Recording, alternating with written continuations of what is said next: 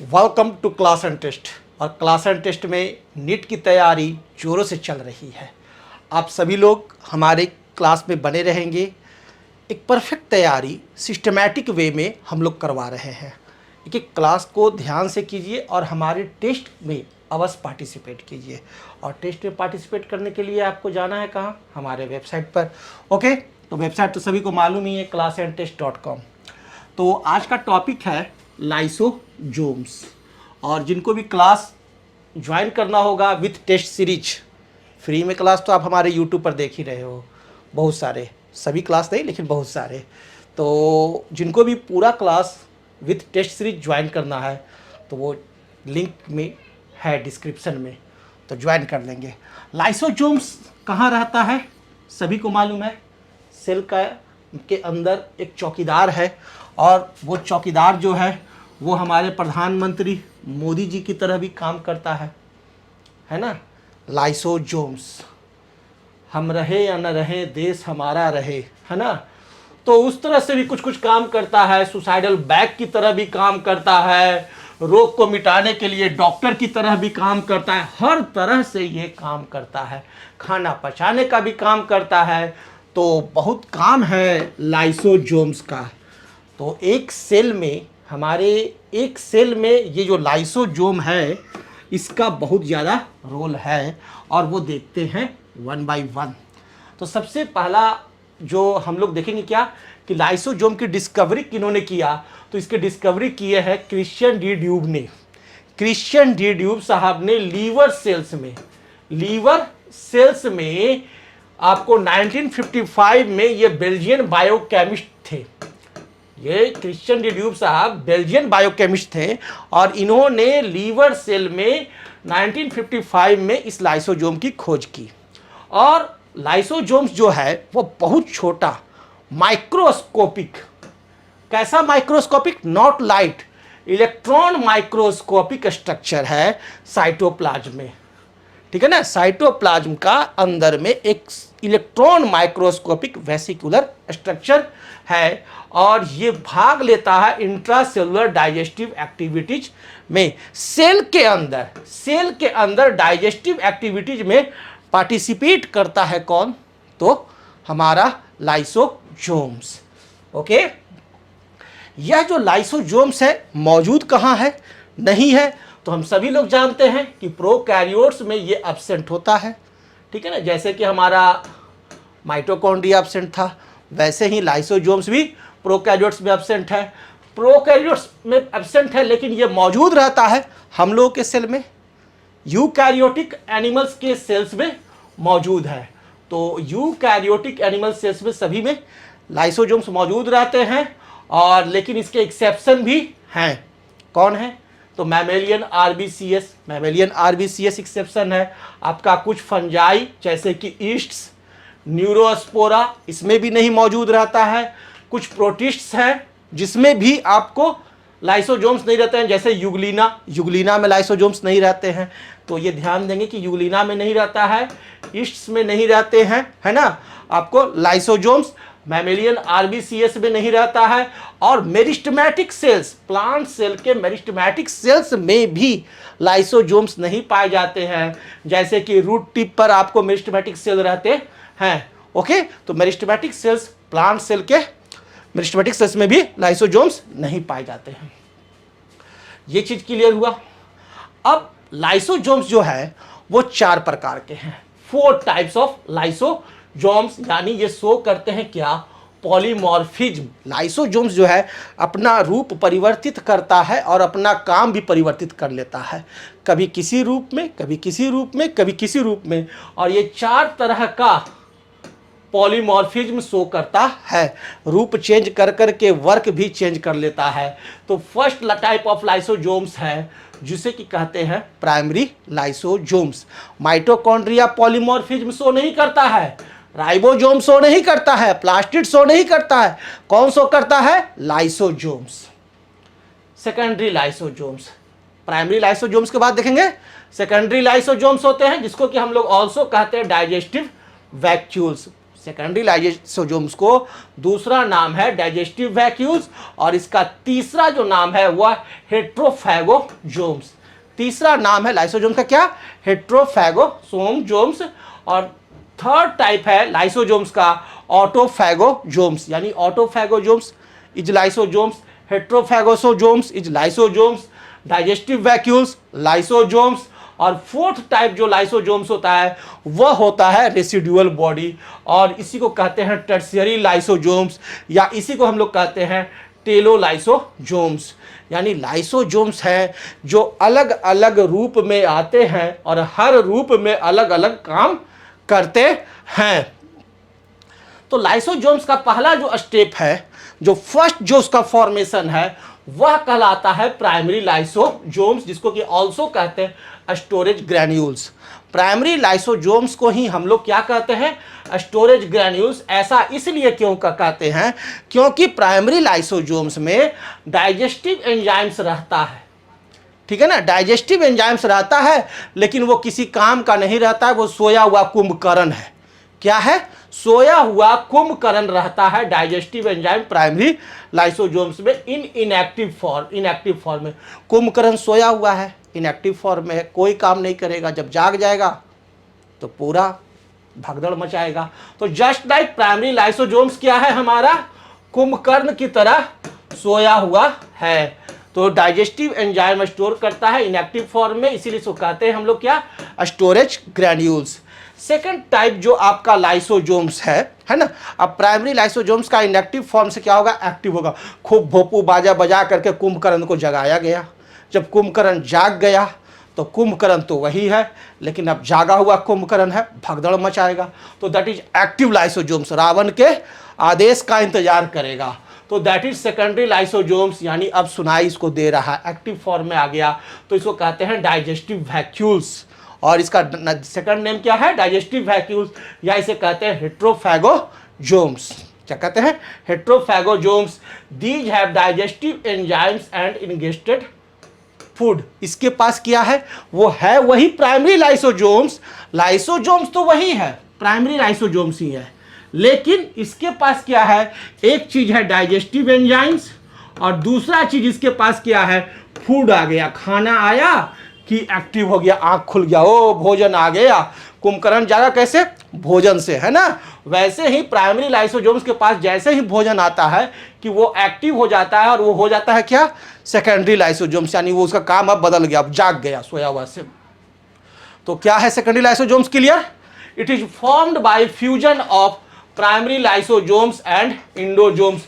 यह primary lysosome और इंडोसोम के फ्यूजन से, ठीक है ना, बनता है। यानी कि सेल के अंदर कोई भी खाद्य पदार्थ है, खाने वाला चीज है, बढ़िया चीज है, मिठाई है, इसके लिए तो उसको जैसी देखा अंदर लिया और जाग गया, ठीक है। तो that is digestive vacuole secondary lysosomes.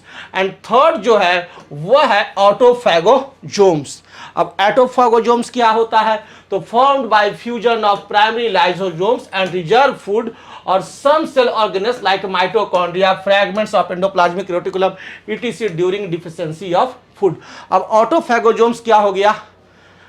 अब खाना शुरू, पहले तो खाना रखा हुआ था तो सेकेंडरी लाइसोसोम्स था, एक्टिव है, अब टूट पड़ेंगे, चलो पंगत में खाना शुरू, तो खाना शुरू, धाए धाए धाए धाए धाए धाए खा रहा है ना। तो दैट इज ऑटोफैगोजोम्स।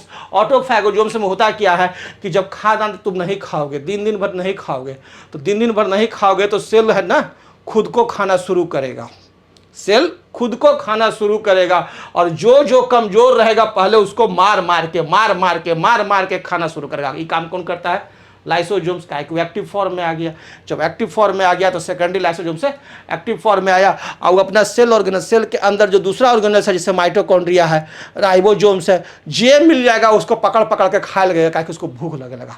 तो खाना भी टाइमली खाना जरूरी है, और नहीं तो सेल जो है वो क्या करेगा? अपने ही दूसरे जो कि काम के चीज़ें उसको खाना शुरू कर देता है। यानी डिफिशिएंसी ऑफ फूड की कमी जब होती है तो ये काम शुरू हो जाता है, और नहीं तो जो खाना मिला हुआ है उसको खा करके निश्चिंत है। चौथा जो है वो रेसिडुअल बॉडी और टर्शियरी लाइसोसोम और टेलो लाइसोजोम। अब दिन भर खाना खाते हो, तो पूरा खाना खाते हो तो उसके बाद जाते हो कहीं, कहाँ जाते हो? वॉशरूम में, टॉयलेट में निकालने जाते हो ना। तो वो जो निकालने जाते हो तो वैसे ही जो लाइसोजोम्स निकालता है जाके टॉयलेट में, तो उसको हम लोग कहते हैं क्या? उसको कहते हैं टर्शियरी लाइसोजोम। क्लियर? माने कि यह वो लाइसोजोम्स है जिसके पास अपचा हुआ भोज्य है, ठीक है, या पचने के बाद जो बच गया रेसिडुअल पार्ट, अब इसको बाहर निकालो, तो वो चीज बाहर निकलता है, तो उस वाले पार्ट को लाइसोजोम्स को कहते हैं टर्शियरी लाइसोजोम।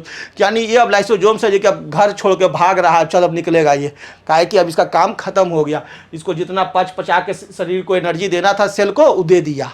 क्लियर? और ये टर्शियरी लाइसोजोम के फॉर्म में आ गया, और इसी को कहते हैं टेलो लाइसोजोम्स, और इसी को कहते हैं क्या? Residual body of lysosomes. Clear? तो ये क्या होता है? It is the lysosomes with only undigested food. या लाइसोजोम्स है जिसके पास केवल अनडाइजेस्टेड फूड रहता है, यानी वह भोजन अब रहा कि अब नहीं वो पचेगा, ठीक है ना। नहीं पचता तो कहाँ जाते हो? सबको मालूम है, वही काम ये किया। तो ये नॉर्मली क्या होता है कि एक्सपेल्ड आउट हो जाता है सेल से बाहर by the process of exocytosis. Exocytosis के माध्यम से ये सेल से बाहर निकल जाता है। तो ये 4 तरह के लाइसोजोम्स है, वो चारों लाइसोजोम्स का क्या काम है, ये चीज तुम लोग को क्लियर हो गया। लाइसोजोम्स का जो शेप होता है ना, जनरली गेंदा की तरह, माँ जो रोटी गूंथने के लिए जो आटा का लोइया बनाती है ना, ठीक उसी तरह से जनरली स्फेरिकल इन शेप होता है, और इसका जो साइज होता है वो 0.2 से 0.8 माइक्रोमीटर होता है। एवरेज अगर देखो तो 0.5 माइक्रोमीटर का ये होता है। ओके, और ये उस सेल में ज़्यादा पाया जाता है जिस सेल का इंट्रासेलुलर डाइजेस्टिव एक्टिविटीज ज़्यादा हो। जहाँ भी जिस सेल में इंट्रासेलुलर डाइजेस्टिव एक्टिविटी ज़्यादा रहेगा वहाँ पर यह लाइसोजोम्स ज़्यादा पाया जाएगा। जहाँ कम है, जहाँ नहीं है, वहाँ कम रहेगा ना, तो बहुत ना के बराबर रहेगा। जैसे कि WBC ऑफ ब्लड के WBC में लाइसोजोम बहुतायत मात्रा में पाया जाएगा, क्योंकि उसका काम है मारना किसको? बैक्टीरिया को, है ना। हिस्टोसाइट्स ऑफ कनेक्टिव टिश्यूज के हिस्टोसाइट्स में, फैगोसाइट्स में और ओस्टियोक्लास्ट्स में। तो ये याद रखना है कि WBCS of blood, histiocytes of connective tissues, phagocytes and osteoclasts में ये बहुतायत मात्रा में पाया जाता है, ज़्यादा मात्रा में पाया जाता है, क्योंकि इनका काम है इंट्रासेलुलर डाइजेस्टिव एक्टिविटीज करना। और ये बनता है किससे? तो सिस्टरनाई ऑफ गोल्गी बॉडी से। तो लाइसोजोम्स का जो फॉर्मेशन होता है, जो गोल्गी बॉडी हम लोग पढ़े थे ना, गोल्गी बॉडी में सिस्टरनाई पढ़े थे, सिस्टर नहीं सिस्टरनाई। तो गोल्गी बॉडी के सिस्टरनाई से आपका लाइसोजोम का फॉर्मेशन होता है। लाइसोजोम्स को देखा गया जब इलेक्ट्रॉन माइक्रोस्कोप्स में, तो वो देखा गया कि ये 2 पार्ट्स का बना हुआ है। एक तो बना हुआ है जो बाहर से जो बाउंड्री लाइन है जिसको लिमिटिंग मेम्ब्रेन कहें, और अंदर में जो गाढ़ा द्रव है सब चीज के साथ, उसको मैट्रिक्स कहते हैं। ओके, जैसे सेल के अंदर, सेल के बाहर जो है वो सेल मेम्ब्रेन है, और बीच में क्या है? साइटोप्लाज्म है। साइटोप्लाज्म में सारी दुनिया है। तो उसी तरह से लिमिटिंग मेम्ब्रेन हो गया लाइसोजोम्स का। ये क्या? आउटर और सिंगल लेयर होता है। ये बाहरी सिंगल लेयर है, एक लेयर का। इसका लिमिटिंग मेम्ब्रेन जो है एक लेयर का है, सिंगल लेयर है, और यह डाइजेस्टिव एंजाइम्स को अंदर में समेट करके रखता है लाइसोजोम में। और दूसरा हो गया मैट्रिक्स, वो क्या है? इनर है, फाइनली ग्रैनुलर और हाईली हेट्रोजेनस ग्राउंड सबस्टांस है, ठीक है ना, जो कि मेम्ब्रेन के अंदर में रहता है। लिमिटिंग मेम्ब्रेन के अंदर में रहता है क्या? मैट्रिक्स। और ये जो मैट्रिक्स ऑफ प्राइमरी लाइसोजोम्स है वह बना हुआ है किस चीज का? तो यह एसिडिक मीडियम होता है, हाइड्रोलेजेज का बना हुआ रहता है। किसका बना हुआ होता है? ये जो मैट्रिक्स है प्राइमरी लाइसोजोम्स का, वह हाइड्रोलेजेज का बना हुआ है, जो कि काम करता है एसिडिक मीडियम में जब pH 5.0 हो। एसिडिक मीडियम pH 5.0 रहता है तब, और जिसको कि हम लोग कहते हैं एसिडिक हाइड्रोलेजेज, और उसे क्या कहते हैं? एसिडिक हाइड्रोलेजेज। क्लियर है? यानी कहने का अर्थ है कि लाइसोजोम्स के अंदर में जो मैट्रिक्स है वह एसिडिक है, और जिसका कि pH होता है 5.0। ओके, और लाइसोजोम्स का जो एंजाइम है उसको 6 कैटेगरीज में बांट दिया गया है। भाई सबका काम अलग अलग, उसके अंदर जो एंजाइम्स है ना, तो अलग अलग तरह के एंजाइम्स होते हैं जिसका अलग अलग काम होता है। जैसे घर में दवा है ना, तो कोई दवा है जो सिर दर्द का है, कोई दवा पेट दर्द का है। क्लियर है? तो दवाई तो सबका अलग अलग है। तो उसी तरह से लाइसोसोम्स के पास भी जो एंजाइम्स है पचाने के लिए, ठीक है ना, कोई कुछ पचाएगा कोई कुछ पचाएगा। तो 6 टाइप्स है। एक है प्रोटीएजेज। प्रोटीएजेज में जो रहता है एंजाइम्स वो रहते हैं आपको कैथेप्सिन और रहते हैं कोलेजिनेज। प्रोटीएजेज में जो एंजाइम है वो कौन कौन है? Cathepsin and collagenase. दूसरा जो एंजाइम्स है, टाइप्स ऑफ एंजाइम्स है, वो रहता है न्यूक्लिएजेज टाइप का। न्यूक्लिएजेज टाइप ऑफ एंजाइम्स में आपको लाइसोसोम्स में कौन कौन है? DNAs and RNase. और थर्ड टाइप ऑफ जो एंजाइम है वह है आपका लाइसोसोम्स में ग्लाइकोसाइडेजेज। क्या है? ग्लाइकोसाइडेजेज। और इसमें रहता है बी गैलेक्टोसाइडेज एंड बी ग्लूकोरोनाइडेज। एक रहता है बी गैलेक्टोसाइडेज और दूसरा रहता है बीटा ग्लूकोरोनाइडेज। बीटा ग्लूकोरोनाइडेज रहता है, इसको कह सकते हैं बीटा, और ये बी या बीटा कह सकते हैं। चौथा जो है वो रहता है फॉस्फेटेजेज। फॉस्फेटेजेज टाइप ऑफ एंजाइम्स रहते हैं। वो फॉस्फेटेजेज में कौन है? तो एक है आपका एटीपेज और दूसरा है फॉस्फेटेज। पांचवा टाइप ऑफ जो एंजाइम रहता है वो रहता है सल्फेटेजेज। सोचिए इलेक्ट्रॉन माइक्रोस्कोपिक, उसमें कितना तरह का एंजाइम्स है अलग अलग काम के लिए, for sulphate linked organic compounds.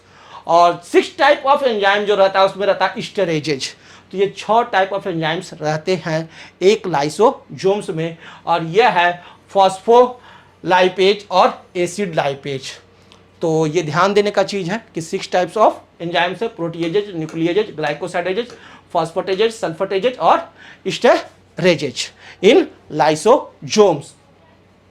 अब लाइसोसोम्स का फंक्शन देखिए, तो एंजाइम है, ठीक है ना, पूरा एंजाइम रखा हुआ, आपको खाना नहीं पसंद तो क्या कहते हैं? एंजाइम ला कर पी लो, है ना। तो वही एंजाइम है यहाँ खाना पचाने वाला। तो इसका काम रहेगा क्या? डाइजेशन। यानी प्राइमरी फंक्शन जो है इसका इंट्रासेलुलर डाइजेशन है। जितने भी तरह के आपको मैक्रो मॉलिक्यूल्स रहे उन सब को ये पचा देगा, क्योंकि इसके पास कुल 6 प्रकार के एंजाइम्स हैं, हर काम के लिए अलग अलग। अब हम लोग देखते हैं हेट्रोफैगी। हेट्रोफैगी क्या है? तो ये जो है digestion of exogenous materials, exogenous materials का digestion of high molecular weight inside the cell. Cell के अंदर में यदि कोई बाहर से कोई मटेरियल आ गया तो उसको पचाना है, अगर उसको पचाएगा लाइसोसोम्स, खाएगा पचाएगा, तो उसको हम लोग कहते हैं हेट्रोफैगी। क्लियर? हेट्रोफैगी क्या हो गया? Digestion of exogenous materials. बाहर का से कोई मटेरियल सेल के अंदर आया तो उसको ये पचाएगा, तो उसको कहेंगे हेट्रोफैगी। ये पाया जाता है किसमें? प्रोटोजोन्स के द्वारा देखा जाता है, स्पॉन्जेज एंड सोलेंट्रेट्स। प्रोटोजोन्स, स्पॉन्जेज और सोलेंट्रेट्स अपना खाना पचाने के लिए ये हेट्रोफैगी प्रक्रिया करता है। और it is a defensive mechanism against invading microbes. और यह डिफेंसिव प्रॉपर्टी है कि भाई बैक्टीरिया घुस गया, कोई वायरस घुस गया, कुछ घुस गया, अब तंग कर रहा है, तो उसको पकड़ करके लाइसोसोम्स अपने अंदर लाएगा, उसको पचा देगा, एंजाइम्स देना शुरू करेगा। सो आर कॉल्ड डिस्पोजल यूनिट्स। तो इसे हम लोग डिस्पोजल यूनिट्स भी कहते हैं कि शरीर का कायाकल्प करने का भी ये काम करता है। फिजियोलॉजिकल रिजुवेंशन, फिजियोलॉजिकल रिजुवेंशन का काम, शारीरिक पूरा कायाकल्प करने का काम ये लाइसोसोम करता है। लाइसोसोम्स अभी आप देखे थे कि हेट्रोफैगी यानी बाहर से कोई मटेरियल आया तो उसको खा गया। अब दूसरा इसकी जो प्रॉपर्टी है वह प्रॉपर्टी है ऑटोफैगी। हेट्रोफैगी में एक्सटर्नल मटेरियल अंदर सेल के अंदर आता है तो उसको खाता है, और ऑटोफैगी में क्या करता है कि अपने ही अंदर का digestion of reserve food of cell और some cell organelles like fragments of endoplasmic reticulum, mitochondria को खा जाता है। कोई फ्रैगमेंट है, कोई टुकड़ा आया, अब उस सेल के लिए ठीक नहीं है तो लाइसोसोम्स को पकड़ करके खा जाता है। ठीक है, कोई माइटोकॉन्ड्रिया है, वो मर रहा है, काम नहीं कर रहा है, तो ला ओकरा पकड़ के खा जाएगा। ठीक है ना, यानी कोई काम नहीं ढंग से करेगा सेल के अंदर तो उसको भी ये खा करके बर्बाद करने का काम करता है। और दूसरा, अगर खाना आप टाइम से नहीं खाइएगा, खाना नहीं खाइएगा, दिन दिन भर भूखे रहिएगा, उपवास कीजिएगा, तो उस समय भी ये लाइसोसोम्स खाना शुरू करता है और शरीर के गलाना शुरू करता है। ठीक है, by lysosomal enzymes in autophagosomes during starvation। भूखमरी जब होगा तो उस समय सेल अपने सेल ऑर्गेनल्स को खा खा करके बॉडी को जिंदा रखता है और शरीर सूखता चला जाता है। तो ये हो गया ऑटोफैगी। तो दो फैगी आपने देखा, हेट्रोफैगी क्या है और ऑटोफैगी क्या है, ये दोनों समझ में आ गया। अब थर्ड चीज देखिए, वो है ऑटोलाइसिस। तो ये क्या है भाई, self digestion of cell by lysosomal enzymes when after the cell death lysosomal enzymes are released. जब कोई व्यक्ति मर जाए तो उसके बाद क्या होता है, उसके सेल से लाइसोसोम्स रिलीज कर जाते हैं और सेल को खा जाते हैं, ठीक है। या कोई पार्ट डेथ कर गया, ठीक है ना, कोई सेल डेथ कर गया, तो उस समय क्या करता है कि वहां लाइसोसोमल एंजाइम सेक्रेट करता है और अपने ही सेल को वो क्या करता है, डिस्ट्रॉय कर देता है, खा जाता है।